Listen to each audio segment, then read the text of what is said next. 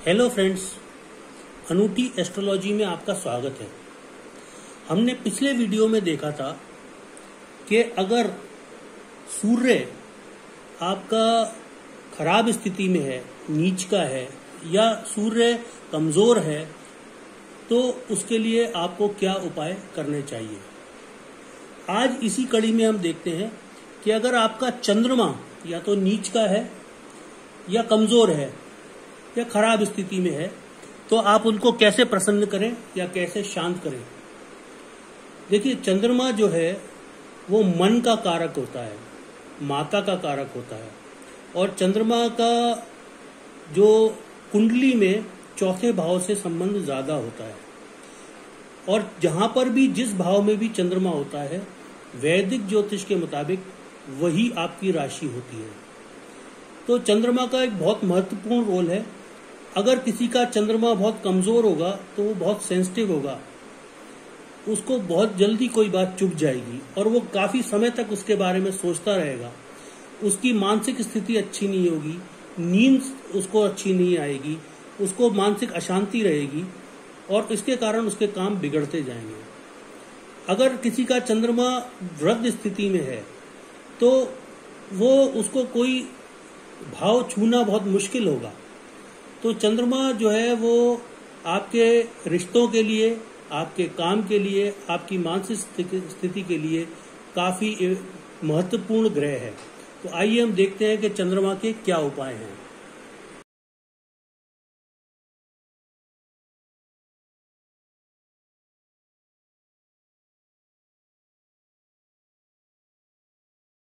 तो सबसे पहले हम जानते हैं कि चंद्रमा के लिए रत्न कौन सा है।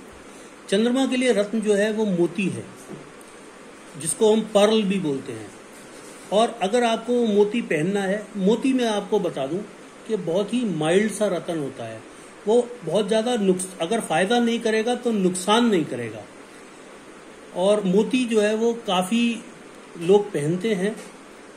मोती को अगर आपने चंद्रमा के लिए पहनना है तो उसको आपको सोमवार को या गुरुवार को किसी भी हिंदू महीने के शुक्ल पक्ष में ही खरीदना चाहिए और उसको आप जड़वाएं और एक चांदी की अंगूठी में, और उसको अपने दाहिने हाथ की सबसे छोटी वाली उंगली में पहने, जो आप पुष्य नक्षत्र, हस्त नक्षत्र या श्रवण नक्षत्र में पहने।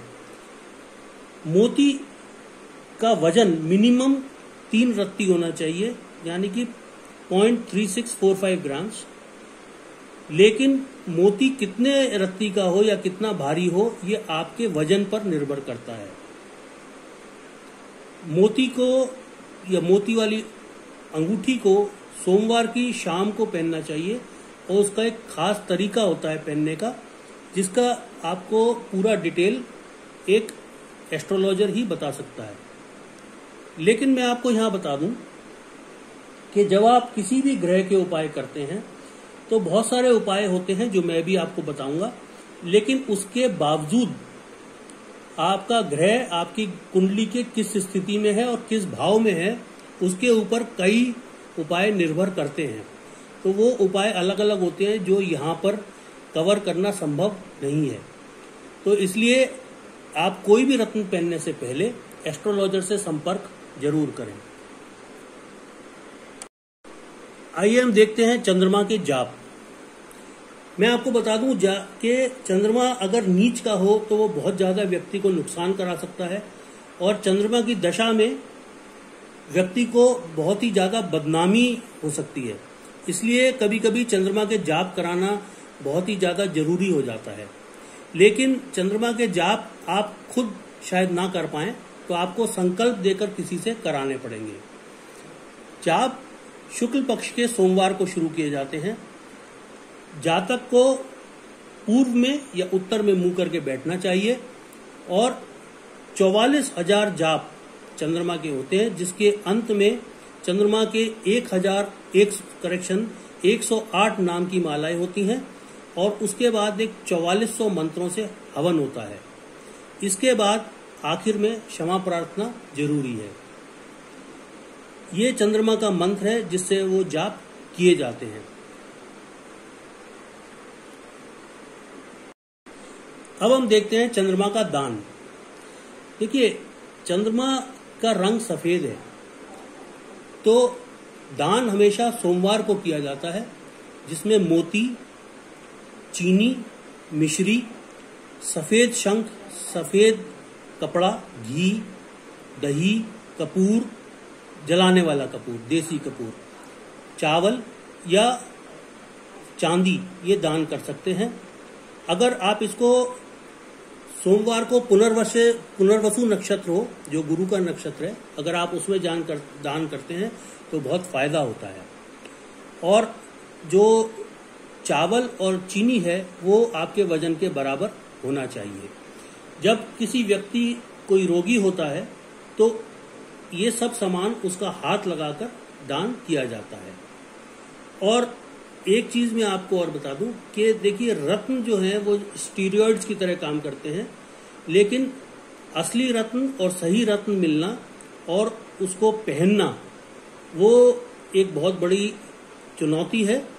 लेकिन दान, जप, पूजन, इनका कोई नुकसान नहीं होता है। चंद्रमा का रत्न जो कि मोती है, उसको छोड़कर कोई भी रत्न अगर आपने गलत धारण कर लिया है, जो आपको नहीं करना चाहिए, तो आपको बहुत नुकसान हो सकता है। इसलिए रत्न कोई भी हो, धारण करने से पहले हमेशा एक एस्ट्रोलॉजर से संपर्क करें। अब हम देखते हैं चंद्रमा के लिए प्रार्थना। ये प्रार्थना बाकी उपायों के साथ करने से फायदा होता है। शिव जी का दुग्ध अभिषेक करना चाहिए। शिव जी और शिव परिवार का दुग्ध अभिषेक करने से चंद्रमा हमेशा प्रसन्न होते हैं और शांत होते हैं। संभव अगर हो तो रोज करें, नहीं तो मंडे को तो जरूर करें। अब हम देखते हैं चंद्रमा का यंत्र। चंद्रमा का यंत्र आप या तो सोमवार को बनाएं, या रोहिणी नक्षत्र में, हस्त नक्षत्र में, या श्रवण नक्षत्र में बनाएं, या उसको खरीदना हो तो इसी समय सोमवार को या इन तीनों नक्षत्रों में खरीदें। इस यंत्र को या तो चांदी पर बनाया जाता है या भोजपत्र पर अष्टगंध या लाल चंदन से लिखा जाता है। प्राण प्रतिष्ठा चंद्रमा के बीज मंत्र से की जाती है, और इसके बाद प्राण प्रतिष्ठा करने के बाद इसको सीधे हाथ में, सीधे बाजू में या अपने गर्दन के में पहनना चाहिए, गले में पहनना चाहिए। ये चंद्रमा का बीज यंत्र का जैसा जो उस पर खुदा होना चाहिए या लिखा होना चाहिए, ये ऐसा होता है। अब है व्रत। चंद्रमा के लिए व्रत अगर आपने करना है तो चंद्रमा का व्रत सोमवार को होता है। किसी भी हिंदू महीने के शुक्ल पक्ष के सोमवार से शुरू कर सकते हैं। मिनिमम कम से कम 16 व्रत करने हैं आपने। इसमें आप दिन में दूध, फलाहार, बिना नमक का खाना और सफेद वस्तुओं का ग्रहण कर सकते हैं सुबह से शाम के बीच में। और शाम को आपको शिव जी की आराधना जरूर करनी है। ये आप इसमें व्रत के दौरान जरूर। चंद्रमा के बाकी उपाय, अपना घर में जो भी पानी की टंकी है उसको बिल्कुल साफ करके रखें और अपने आप खुद भी खूब पानी पिएं। आपके माता की उम्र की जो महिलाएं हैं उनका सम्मान करें और उनका आशीर्वाद जरूर लें। अगर आप मोती नहीं भी पहनना चाहते हो तो चांदी की अंगूठी जरूर पहनें, और रात को आप दूध ना पिएं। अपनी माता से या माता समान किसी स्त्री से चांदी और चावल लेकर एक चांदी के छोटी डिब्बी में अपने पास या पूजा में रखें जरूर। तो फ्रेंड्स, ये थे चंद्रमा के उपाय जो आप कर सकते हैं।